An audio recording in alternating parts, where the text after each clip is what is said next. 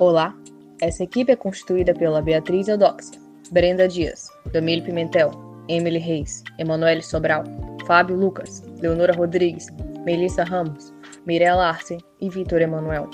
O tema abordado aqui será COREC, sua definição, função e características. Primeiramente, o que é COREC?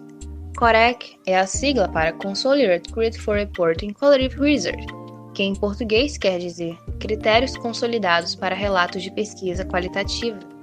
Resumidamente, trata-se de um guia de orientação para a elaboração de artigos científicos que posteriormente serão submetidos à avaliação de especialistas para que possa ser publicado em uma revista científica. É recomendado especificamente para relatos de pesquisa que realizam a coleta de dados por meio de entrevistas ou grupos focais. É composto por 32 itens, como um checklist, que abrangem 3 domínios: caracterização e qualificação da equipe de pesquisa, desenho do estudo e análise dos resultados. Ao lado está a lista dos 32 itens. O COREC vai ter a função de delimitar estudos qualitativos a partir de um checklist abrangente de critérios que cobrirão todos os componentes necessários para a descrição de um estudo, ajudando assim no relato dos pesquisadores sobre aspectos importantes, tais como a equipe de pesquisa, métodos e contextos dos estudos, resultados, análises e interpretações.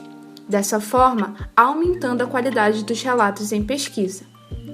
Fazendo um resumo, o COREC irá orientar os autores para a elaboração de artigos científicos, além de auxiliar os avaliadores para análise e aplicação de critérios na examinação dos periódicos. Uma característica do COREC é facilitar a exposição da visão real e essência do fenômeno pesquisado.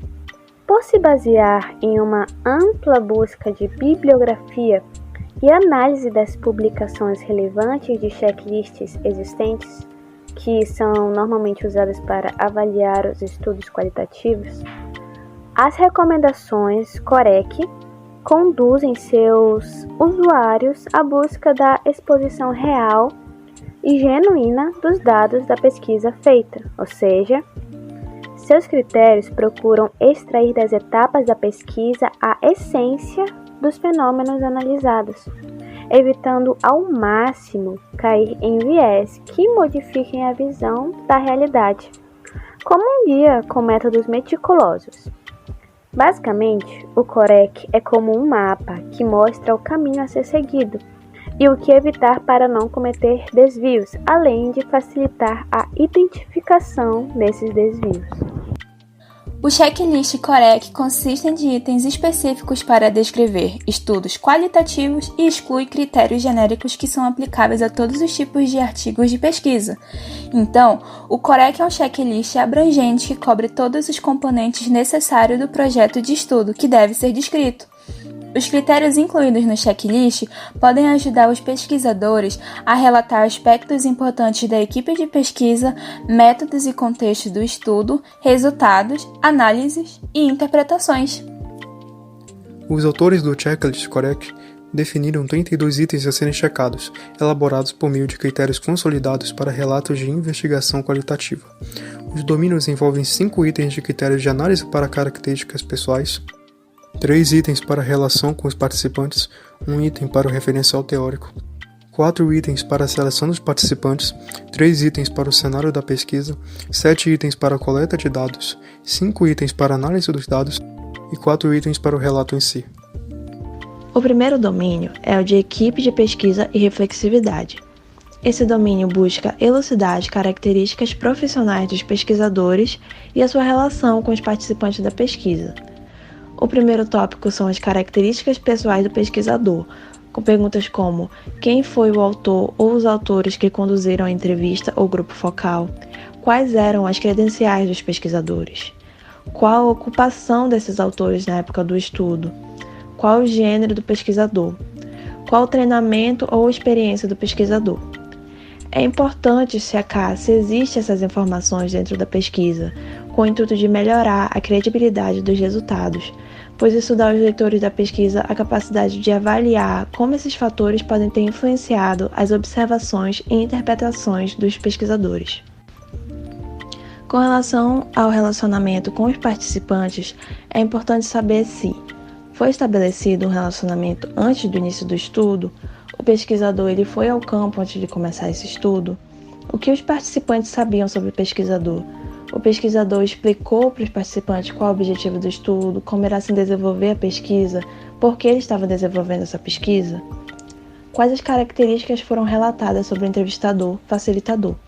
Por exemplo, preconceitos, suposições, razões e interesses no tópico da pesquisa. A relação e extensão da interação entre o investigador e os participantes deve ser descrita, uma vez que pode ter um efeito nas respostas dos participantes e também na compreensão dos fenômenos por parte dos pesquisadores. Para a transparência, o pesquisador ele deve identificar e declarar suas suposições e interesses pessoais no tópico da pesquisa. O segundo domínio aborda o conceito do estudo. Ele é composto por estrutura teórica, seleção de participantes, cenário e coleta de dados. Bom, na estrutura teórica, temos a orientação metodológica e teoria, que procura saber qual foi a orientação metodológica declarada para sustentar o estudo, se foi teoria fundamentada, análise do discurso, etnografia, fenomenologia ou análise de conteúdo. Na seleção de participantes, temos a amostragem, que procura saber como os participantes foram selecionados, se foi por conveniência, se foi por bola de neve, amostragem, se foi consecutiva.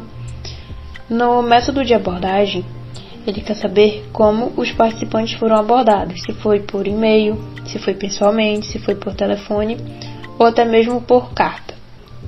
No tamanho da amostra, ele quer saber quantos participantes foram incluídos no estudo. Na não participação, ele quer saber quantas pessoas se recusaram a participar ou desistiram e por quais motivos. No cenário, temos o cenário da coleta de dados, que procura saber onde os dados foram coletados. Por exemplo, na casa, na clínica, no local de trabalho. Na presença de não participantes, ele quer saber se havia mais alguém presente além dos participantes e pesquisadores. Na descrição da amostra, ele quer saber quais são as características importantes da amostra, os dados demográficos, data da coleta e etc. Bom, na coleta de dados, temos a guia da entrevista, que procura saber se os autores forneceram perguntas, instruções, guias, se elas foram testadas por teste piloto, que é um teste preliminar de caráter experimental aplicado a uma pequena amostra de participantes para avaliar os aspectos de seu funcionamento e corrigir eventuais falhas antes da sua implantação definitiva. Na repetição de entrevistas, ele quer saber se foram realizadas entrevistas repetidas e, se sim, quantas. Na gravação audiovisual, ele quer saber se a pesquisa usou gravação de áudio ou visual para coletar os dados. Bom, nas notas de campo, ele quer saber se essas notas de campo elas foram feitas durante ou após a entrevista ou o grupo focal. Na duração, ele quer saber qual a duração das entrevistas ou do grupo focal. Na saturação de dados, ele quer saber se a saturação de dados foi discutida. E por último, na devolução de transcrições, ele quer saber se as transcrições foram devolvidas aos participantes para comentários e ou correção. Então dá para perceber, lendo todos esses tópicos, que esse guia ele é bastante intuitivo e que seria bom se o pesquisador, enquanto ele fosse fazendo sua pesquisa, ele já fosse respondendo o guia, ou então ele fosse anotando tudo que ele ia fazendo para depois responder com mais facilidade. No terceiro domínio dos itens específicos, para descrever estudos qualitativos e relatar aspectos importantes, há 9 itens a serem checados, relacionados à análise de dados e resultados. No item de número 24, é feita a análise do número de codificadores de dados. Já no item de número 25, é analisado a descrição das árvores de codificação, verificando se os autores forneceram essa descrição. No item de número 26, é analisada a derivação de temas, verificando se os temas foram identificados antecipadamente ou derivados dos dados. Já o item de número 27 é relacionado ao software. Qual software, se aplicável, foi usado para gerenciar os dados? Já no item de número 28, é feita a verificação do participante, analisando se eles forneceram um feedback sobre os resultados. No item de número 29, é verificada as citações apresentadas, se todas elas foram apresentadas para ilustrar os temas e se todas elas foram identificadas. Já o item de número 30 é referente aos dados e resultados consistentes, para ver se houve consistência entre os dados apresentados e os resultados. No item 31, é feita a análise da clareza dos principais temas, verificando se eles foram claramente apresentados nos resultados, e no item 32 é referente à clareza dos temas secundários, para analisar se há descrições dos diversos casos ou discussões dos temas secundários.